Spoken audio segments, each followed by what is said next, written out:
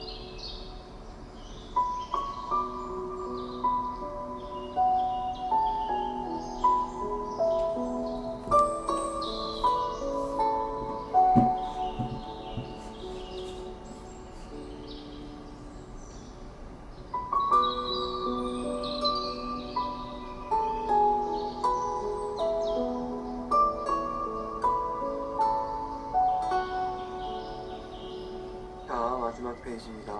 호흡에 집중하시고 문장을 깊게 받아들입니다.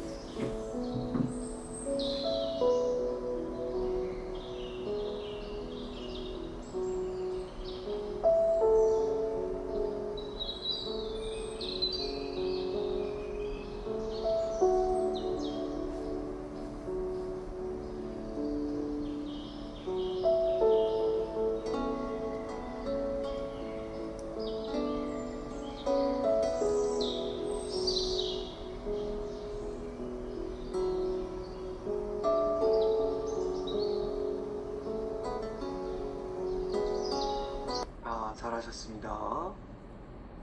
자, 오늘 메시지로 한번 들어가 보겠습니다.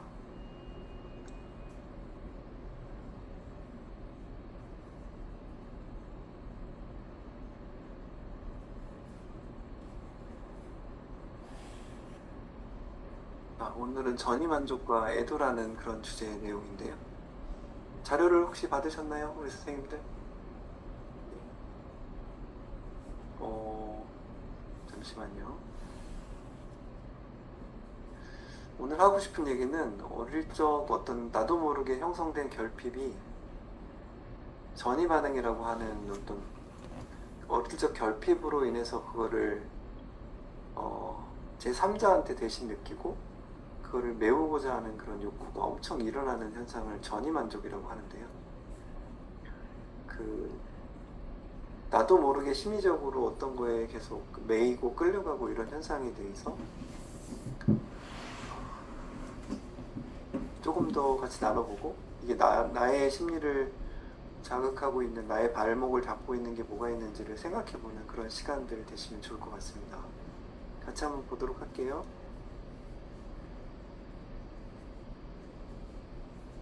전이라는 현상은 제가 강의 때 종종 말씀드리는 거는 그런 거죠. 내담자분이 저를 볼 때 상담자 내담자의 관계를 잘 맺고 있다가 어느 순간 제3자처럼 느껴지는 거예요. 제가 고등학생 여학생한테 수학을 포기한다고 하길래, 아니 수학을 포기하는 건 좀 그렇지 않을까요? 이렇게 한마디 했을 때 그 전까지 관계가 되게 라프가 좋았는데 수학을 포기하는 건 좀 그렇지 않나요? 이 한마디에 갑자기 표정이 싹 바뀌고 되게 냉랭해지고 나를 다른 사람 보듯이 이렇게 쳐다보는 이런 현상이 생길 수 있거든요. 이럴 때 전이 현상이라고 해요. 순간 아빠나 과외 선생님처럼 보였던 거죠. 아마도 아빠나 과외 선생님이 수학을 포기하지 못하게 만들려고 엄청 막 애를 쓰고 푸시를 하고 아마 그랬을 거예요.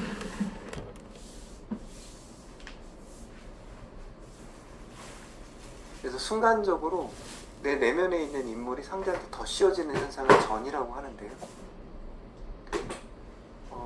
전이가 생기면 자기도 모르게 의사에게 아버지를 투사해 의사를 자기 아버지로 착각하고 아버지에게 느꼈던 감정을 느낀다. 이런 일들을 전이라고 해요. 의사든 상담사든 이 사람으로 느끼는 게 아니라 내가 착각을 일으켜서 그 감정을 느끼는 거예요. 그래서 하나의 예시가 나옵니다. 이 전이에 대한 사례를 왜 느끼냐면, 평상시에는 내가 느꼈던 감정이 아닌데 너무 서운한다든지 너무 어떤 갈망 같은 게 일어난다든지, 하여튼 평상시와 다르게 어떤 감정 반응이 강하게 일어날 때 있잖아요. 이럴 때 전이 반응이라고 볼 가능성이 높아요. 그리고 여기에 하나의 예시가 있으니까 이 예시를 보시면서 자기 마음을 좀 보면 좋겠습니다. 그녀는 우울증으로 인한 식욕부진과 불안 증세로, 한 여성이 식욕부진과 불안으로 정신과 치료를 받았는데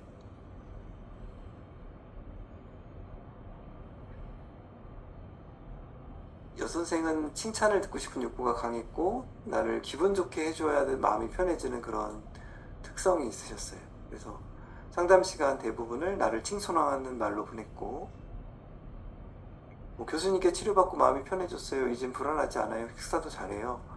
아이 아빠도 좋아해요. 이런 말들을 많이 한다는 거죠. 그리고 그녀는 내가 쓴 책을 모두 사서 읽었고 책상 위에 늘 내 책을 펴놓아야지만 그걸 책이 보이지 않으면 불안하다고 했고, 근데 어느 날부터인가 태도가 바뀌었대요. 상담 시간을 칭송으로 보내던 그녀가 우울하며 짜증이 나고 불안하다고 호소를 했고, 자신은 못나고 초라한 사람이라고 이런 식으로 얘기를 하기 시작하는 거죠. 그리고 울기도 하고 증상이 악화되기 시작했어요. 그래서 이런 갑작스러운 태도 변화에는 이유가 있기 때문에 이유를 찾아보자고 제안을 하고 얘기를 나눴는데, 선물 때문인 게 원인이 밝혀진 거죠. 이게 뭐냐면, 명절쯤에 그녀가 나한테 정성스럽게 포장한 선물을 가져왔는데 정신치료 중에는 선물을 주거나 받는 게 도움이 되지 않기 때문에 돌려보냈다는 거죠. 마음은 받겠습니다. 그리고 아시다시피 선물을 주고받는 건 치료에 도움이 되지 않아서요. 저도 상담할 때 돌려보냅니다. 네. 근데 이제 그냥 마음이 많이 느껴지는 선물은 안 돌려보내고 받아도 되는데, 또 이렇게 원칙주의적으로 이렇게 하실 경우에는 막 이렇게 비싼 선물 같은 거 줄 경우 있잖아요. 카톡으로 막 선물 보내기인데 몇만 원짜리를 보내거나 이럴 때는 안 받죠. 그걸 이제 받기 시작하면 상담에 영향을 미칩니다. 어쨌든 그랬는데 그것이 발단이었다는 거죠. 그녀는 치료 규칙을 알고 있었고 의도도 충분히 이해했지만 마음속의 아이는 거절당한 감정에 사로잡혔고, 나를 나쁘게 생각하지 않으려고 해도 나한테 섭섭하고 화가 났고, 버림받은 아이처럼 외롭고 서러웠다.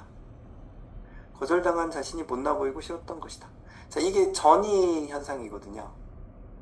아마 뒤에 나오겠지만 중요한 인물, 주로 이제 아버지겠죠. 중요한 인물한테 외면당하거나 거절당한 그런 상처가 있을 경우에 누군가가 내가 정성껏 뭔가 준비한 거를 거절한다는 이렇게 되돌려 보냈을 때 그 내면 아이가 자극이 돼서 나도 모르게 그 서럽고 외롭고 내가 못나 보이고 무가치하다는 느낌 속으로 확 빠져들어갈 수 있거든요.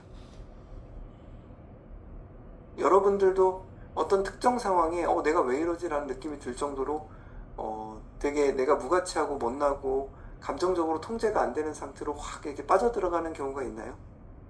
소위 말하는 내면아이 상태로 이제 빠져들어가서, 내가 조금 전까지만 해도 어른 자아일 때는 이렇게 막 불안하지 않았는데 정말 무가치하고 불안하고 좌절감이 막 저 땅을 뚫고 들어가는 것 같은 이런 느낌이 들 때가 있어요. 네, 그걸 전이 상태에 빠졌다 우리가 이렇게 얘기를 하는 거죠. 그리고 치료 중에 느낀 이 고통스러운 감정이 아주 익숙하고 오래된 감정이라고 놀라워했고, 아버지에게 느꼈던 감정이라고. 그러면서 이제 아버지 사건과 관련된 얘기를 해줍니다. 멋진 분이고 인기 있는 교수였고 아버지는 늘 바빴고, 그래서 아버지의 관심을 끌기 위해서 그녀는 아버지를 기쁘게 해드려야 돼서 구두도 닦아주고 순촉하는 착한 딸 역할도 하고, 아버지가 쓴 책은 마구 읽었고 뭐 이렇게 했단 말이죠. 그러던 어느 날 오랜만에 귀가한 아버지가 인사를 받는 둥 마는 둥 하면서 서재로 들어가 문을 닫아버렸다. 자, 요 표현 있잖아요. 이게 자기가 기억하는 어린 시절의 중요한 장면이거든요. 근데 이런 거는 되게 의미가 있어요. 만약에 여러분들한테 어린 시절에 기억나는 중요한 장면이 어떤 거예요? 라고 했을 때 이와 비슷하게 아빠가 인사를 받는 둥 만 둥 하고 문을 탕 닫고 서재로 들어가 버렸는데 제가 그 문 앞에 한참 서 있었어요. 만약 이런 장면이 떠오르잖아요. 어릴 때 기억에 남는 장면으로. 그러면 그 사건이 너무 강하게 나한테 영향을 미쳤다 이렇게 해석하지 않아요.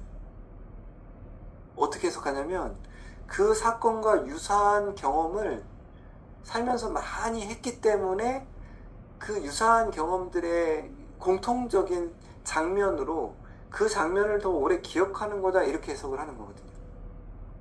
그러니까 아마도 이 아버지가, 그녀의 아버지는 그냥 이렇게 서재문만 쾅 닫은 게 아닐 거예요.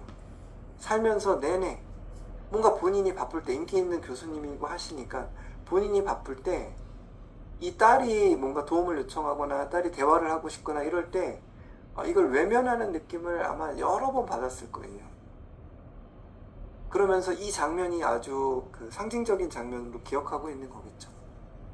그래서 여러분들 안에 전이 부분, 이 결핍된 아이 부분을 찾고 싶다라고 하신다면 내 어릴 때 기억나는 장면이 뭐지? 그리고 그때 주요한 감정이 뭐였지? 내가 뭘 느꼈지? 여기서 시작을 하셔야 돼요. 그러면 켜켜이 쌓인 비슷한 감정을 담고 있는 그 장면이 여러분들한테 뭔가를 설명해 주는 거겠죠. 그래서 이렇게 뭔가 거절되거나 버림받는다는 느낌이 들 때 확 다운되면서 무가치하고 바보 같고 좌절되는 느낌 속으로 막 땅굴을 파고 들어가는 이 상태예요. 그리고 이 상태일 때는 살고 싶지도 않고 회사도 가고 싶지도 않고 나는 뭘 해도 다 안 될 것 같고 막 이런 느낌 속으로 확 떨어질 수 있거든요. 그때 여러분들이 지금 내가 평상시하고 좀 다른 상태로 들어왔다라는 걸 아실 수 있을 거예요. 그걸 알아차리시고 그 장소를 일단 벗어나는 게 좋아요. 그 장소에 계속 있으면 그 에너지, 그 느낌 속에 빠져있을 가능성이, 그냥 쉽게 얘기해서 산책이나 갔다 올까? 이렇게 하시는 게 그 상태에서 벗어나게 할 때 좀 도움이 되죠.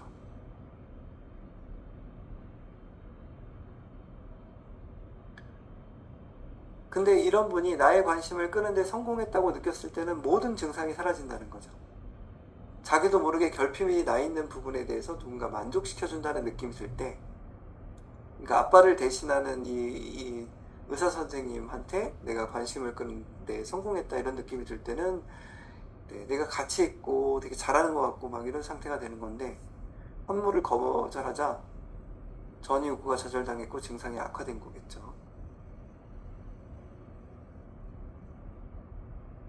자, 여기서 중요한 게 뭐냐면 나에게 느낀 그 감정 경험을 통해 자신의 무의식을 이해하게 되었고, 그리고 자신의 심리적 갈등에 대한 통찰력을 갖게 되었다. 여기도 한번 밑줄을 쳐보시고요. 자아의 관찰 기능이 강화된 것이다. 의식의 영역이 무의식의 영역까지 확대된 것이고 이게 치료 효과를 가져오게 된 것이다. 자, 이게 상담에서도 약간 미스테리한 부분 중에 하나예요. 왜 우리 안에 이런 무의식이 작동하고 있는지를 깨달았을 때 치유가 일어나는지를 잘 몰라요. 근데 그렇게 돼요. 무의식의 영역이 이제 어느 순간 이게 내가 이 느낌이 되게 오래된 느낌이고 현실에서도 이 느낌의 영향을 받고 있구나를 통찰하는 순간 그 영향력으로부터 조금 자유로워지거든요. 그래서 우리가 이런 노력들을, 이런 강의를 듣고 또 집단 상담을 하고 거기서 사람들이랑 부딪히면서 전이 반응도 일어나고 역전이 반응도 일어나고, 그리고 순간적으로 어릴 때 모습이 착 이렇게 스칠 수 있거든요, 머릿속에. 그때가 되게 중요한 순간이에요. 순간적으로 머릿속에 싹 스치는 그 내용이 지금과 유사하구나라고 깨닫는 순간 여기서 자아의 관찰 기능이 강화되고 의식의 영역이 무의식까지 확장되면서 치료 경험을 하게 되는 거죠. 자, 여기서 하고 싶은 얘기, 어릴 적 결핍으로 인해서 누구나 마음속 구멍이 생길 수 있다. 여러분들이 내면의 긍정 변화를 만들고 싶지만 특히 어릴 때 주요 장면을 떠올려 보라고 했죠. 거기에는 여러 경험들이 누적돼서 그 장면이 기억나는 걸 테니까. 그리고 그 주요 장면이 담고 있는 어떤 감정에 내가 구멍이 있을 수 있다. 그리고 나도 모르게 그 구멍을 메우기 위한 노력을 엄청나게 하면서 지금 살고 있을지도 모른다. 이런 게 우리가 이제 자기 이해할 때 필요한 지식이고요. 선물을 주고 상대가 나를 인정하고 예뻐한다는 느낌을 받는 것이 이 세상이 그 어떤 것보다도 간절하고 중요할 수 있고, 그렇지 않을 때는 회색빛으로, 이게 이제 전이 만족의 특징인데요. 내가 결핍된 어떤 걸 채울 수 있다는 생각이 들면 세상이 핑크빛으로 보이고 너무 아름답게 보이는 느낌이 들다가도 내 전이 만족을 이제 채울 수 없다는 생각이 들게 되면 회색빛으로 변해버리는, 이게 상호의존증에서도 이게 자주 나타나거든요.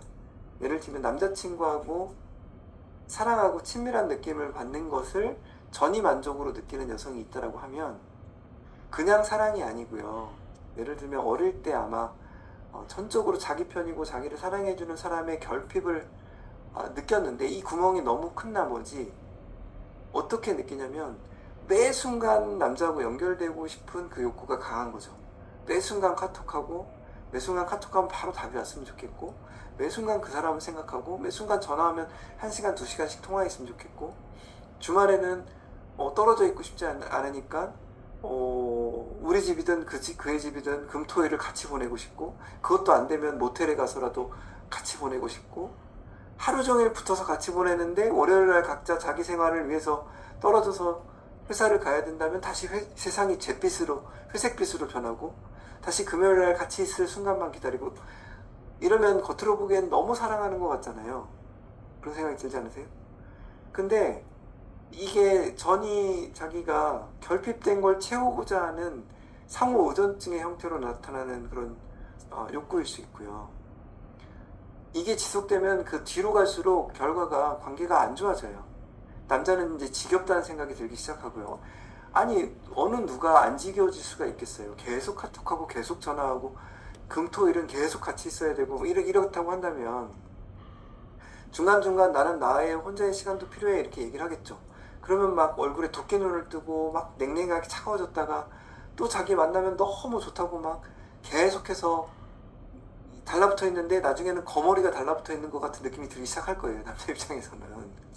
그럼 어떻게 되느냐, 이제 막 함부로 돼요. 막 밀쳐내고 때리기도 하고요. 가라고 좀 막 이렇게 심한 말도 하거든요. 근데 이 상호 의존증이 있으신 분들은 못 가세요.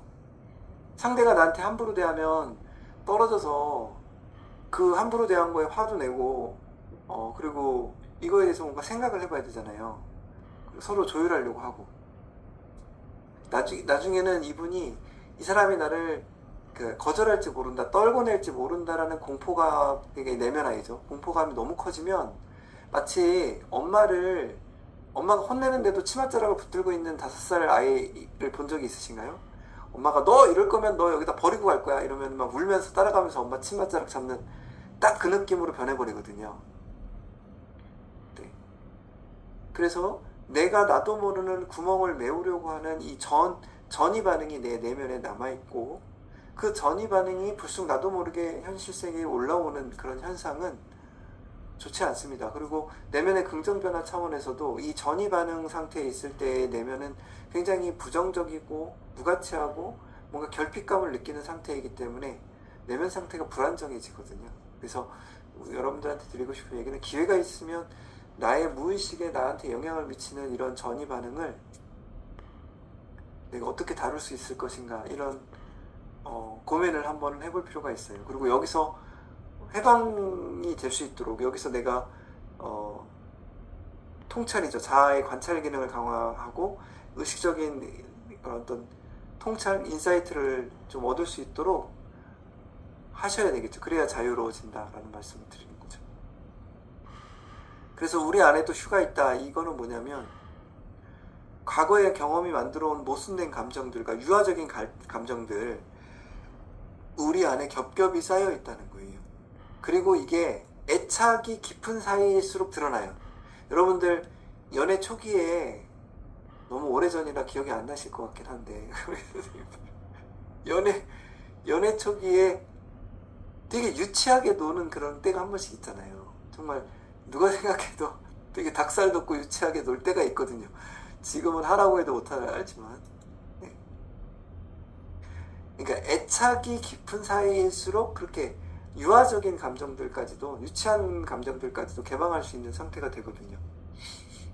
근데 어쨌든 우리한테는 그런 감정들이 겹겹이 쌓여있고, 우리 밑바닥에, 그리고 거기에는 이해할 수 없는 분노나 열등감 같은 감정들도 많고,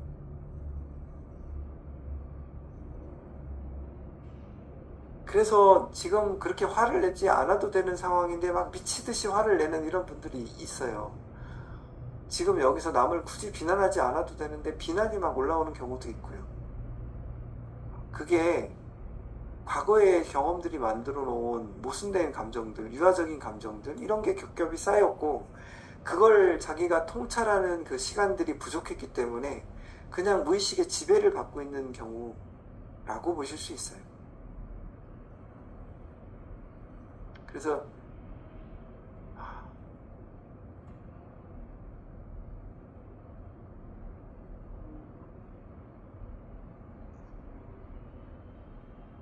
격렬하고 통제하기 어렵고 무의식에서 진행되기 때문에 이해도 어려운 이런 상황들이 있습니다. 그래서 우리가 지금 원하는 거는 심리적 현실에 살고 있는 그런 내면 아이를 발견하고 치유하고 해방되도록 하는 거. 그게 우리가 하는 일이다, 이렇게 생각을 해주시면 됩니다.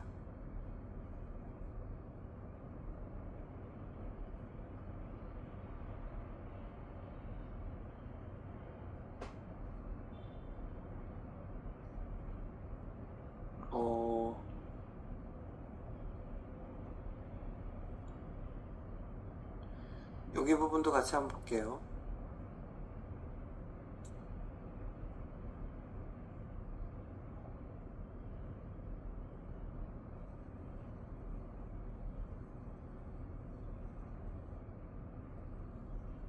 슈는 자기 성찰을 통해서 자기 안에 살고 있는 성난 아이를 발견했는데, 이 슈라는 사람은 그 책의 에피소드가 어떻게 나오냐면, 그 자기 사장으로부터 권고사직을 권유를 받았고요. 그 권고사직을 권유받은 그 뒤로부터 위장장애나 소화장애나 하여튼 신체적인 이상 증상이 있어서 정신과에 의뢰를 받았던 사람이에요. 그리고 그 마음속의 분노, 나한테 내가 그렇게 미친듯이 일을 했는데 나를 그 권고사직을 했던 그 사장에 대한 분노로 잠을 이룰 수가 없었는데, 그 분노가 아버지와 관련 있는 분노라는 걸 깨닫게 되면서 이제 그 신체도 좋아지고 사장하고 이제 그 대화도 좀 다른 방식으로 대화를 해서 사건을 풀어가는 그런 에피소드가 나오거든요. 근데 여기서 또 통찰을 통해서 성난아이, 특히 아빠를 향한 성난아이죠. 아마 비교를 많이 했을 거예요. 형이랑 자기를 비교를 많이 해서 자기를 깎아내리는 그 경험을 많이 했기 때문에, 그래서 자기 안에 살고 있는 아이를 발견하면 해방된다, 이런 얘기를 하고 있는 거고요.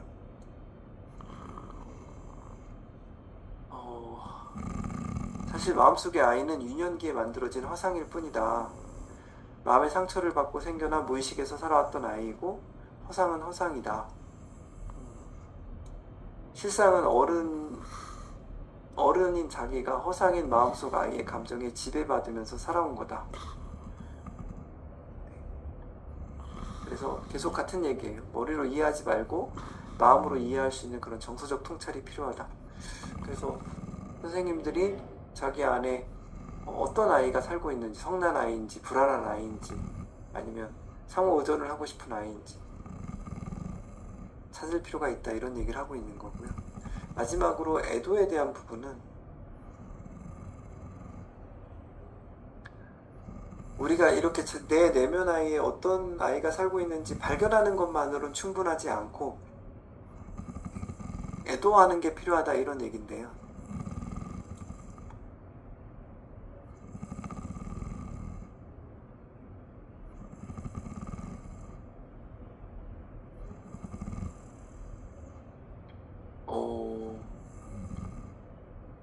여기서 한 가지 말씀드리고 싶은 건, 자기 안에 큰 상처 있잖아요. 여러분들이 지금 경험하는 심리적 상처일 수도 있고 아니면 얼마 전에 경험했던 상처일 수도 있고, 애도 작업 없이는 치유될 수 없다, 이 표현을 꼭 기억해 주시면 좋을 것 같아요. 내가 어떤 큰 일을 경험했는데 거기에 충분히 아파하고 슬퍼하고 그 감정을 충분히 느끼고 마음 깊이 그 고통을 느끼는 그 시간들이요, 그걸 애도하는 시간이라고 부르는데요. 여러 이유 때문에 이 애도를 건너뛰기도 해요. 너무 바빠서 건너뛰기도 하고요. 해야 될 일이 많으니까 이걸 붙잡고 내가 슬퍼할 시간이 없어, 이렇게 하기도 하고요. 회피하는 차원에서 건너뛰기도 많이 하세요.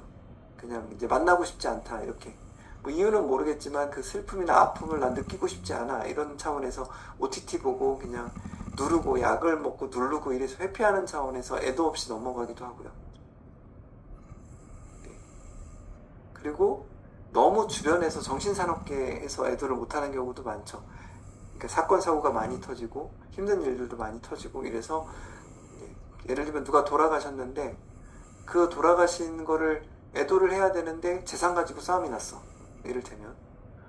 그러면 그 재산 가지고 막 정신없이 막 서로 삿대질하고 막 소송 건다 막 이렇게 되면, 충분히 나를 키워주시고 길러주시고 내가 충분히 슬퍼해야 할 그런 시간에 이 분노와 배신감에 막 뒤엉키면서 애도가 안 되거든요. 그러면 이게 6개월이 지나고 1년이 지나도 이 사건이 제대로 자기 안에 소화가 안 돼요. 그래서 여러분들이 꼭 기억해 주실 거는, 아파해야 될 일들은 내가 충분히 아파해야 찌꺼기가 남지 않고 문제가 생기지 않는다, 이 생각을 꼭 하셔야 돼요.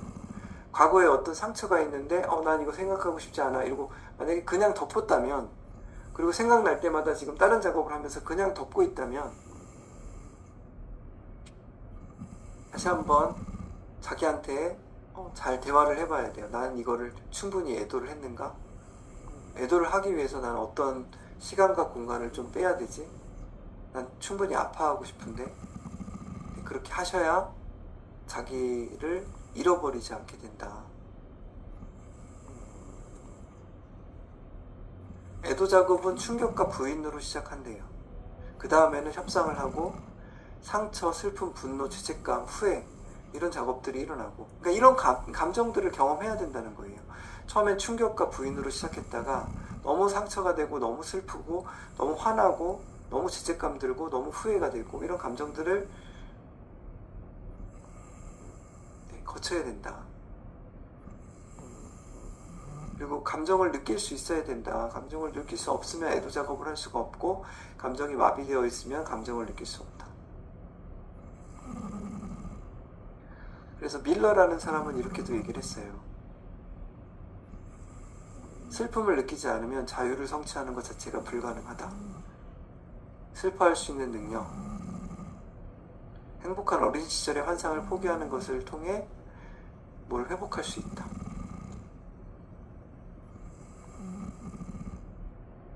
그래서 여러분들은 뭐 어떠한 이유인지 모르겠지만 그렇게 회피하고 경직된 역할을 하고 방어기제를 사용하면서 우리가 해야 될 슬픔을 제대로 만나지 않았다라고 한다면요, 결정적 순간의 감정 표현을 놓쳐버릴 수 있죠. 꼭 밖으로 표현 안 해도 돼요. 자기가 느껴야 될 감정을 그냥 눌러버리지만 않으셔도 좋을 것 같아요. 그래서 화를 내거나 슬퍼하거나 이렇게 해야 돼요.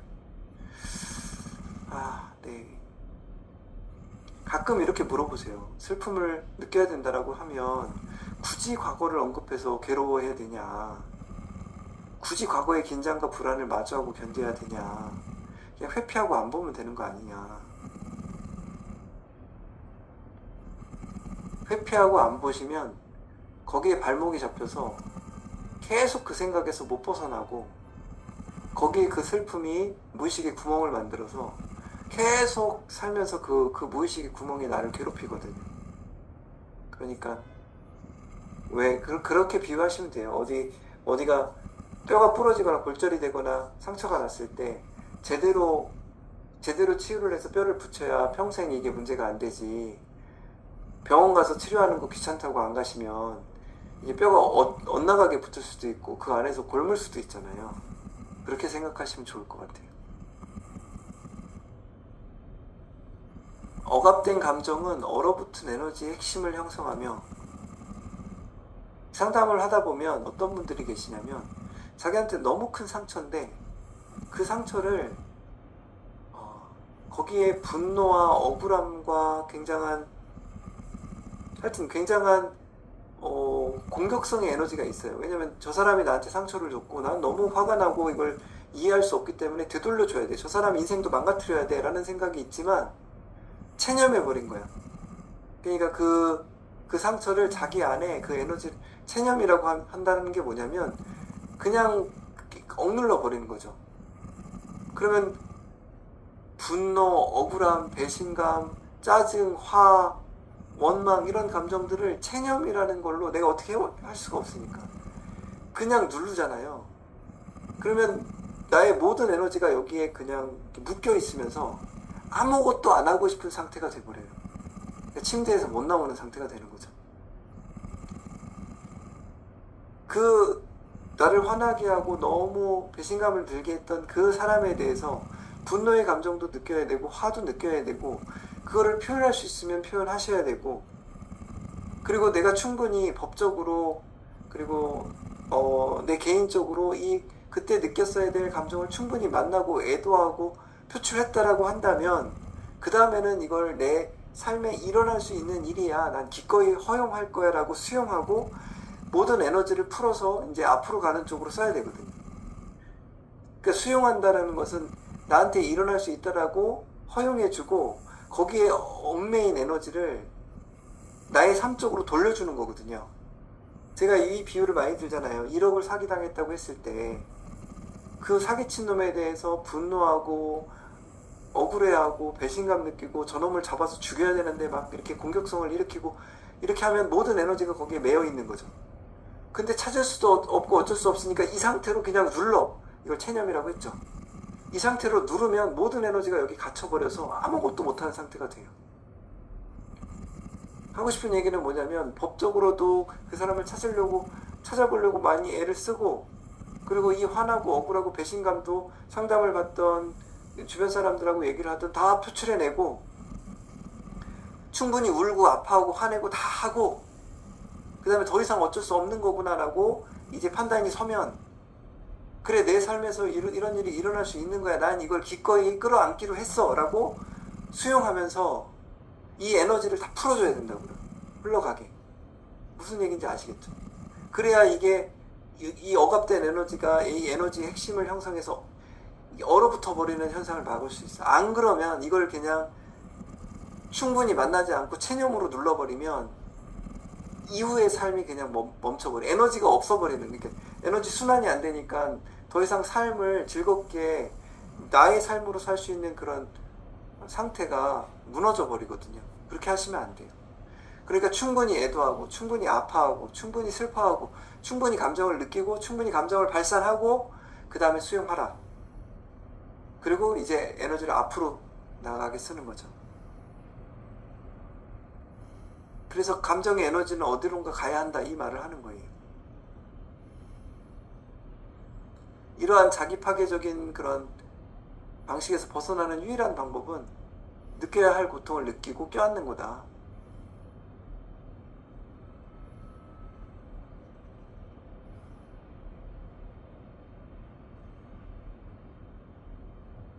진정으로 중독에서 자유롭게 되기를 원한다면 어떤 형태로든 애도의 과정을 거쳐야 되고, 그래서 오늘 이 자료를 가져온 건 왜 가져왔냐면, 여러분들이 지금 현재 나도 모르게 내면 아이에 붙잡혀 있어서 어떤 감정 상태에 자꾸 빠지든, 그것도 애도를 충분히 안 했기 때문에 빠지는 거라고 보실 수 있고, 또 지금 내가 어떤 슬픈 상태를 통과하고 있는데 충분히 감정을 못 느끼고 있다면 충분히 감정을 느껴야 된다는 말씀을 드리고 싶고, 이미 몇 년 전에 벌어진 일이지만 내가 그걸 체념으로 누르고 있다면 누르지 마시고, 그때 내가 경험했어야 될 그 감정들은 느끼셔야 된다. 어떤 형태로든 애도의 과정을 거쳐야 된다, 이 말씀을 드리고 싶은 거죠. 그래서 우리가 우리의 진정한 감정과 접촉하게 되면 그 감정을 표출하는 에너지가 이제 없어지고, 그리고 자기 안에 소화가 된다, 이런 뜻이에요. 그래서 오늘 자료에서 우리 선생님들이 하나 느껴보셔야 되는 건, 아, 우리 내면이 이런 식으로 작동하는구나. 제대로 안 만나주면 결핍이 돼서 전이라는 형상으로 계속 우리 발목을 잡고, 애도를 충분히 안 해주면 이게 내 안에 체념이라는 에너지로 묶여서 또 삶을 더 이상 굴러가지 못하게 만들고, 아, 이런 게 우리 안에 있구나. 이런 걸 오늘 이해해 주시면 좋을 것 같습니다. 그래서 자기를 더 많이 만나시고 더 많이 자유롭게 풀어주시는 방법을 찾아가셔야 됩니다.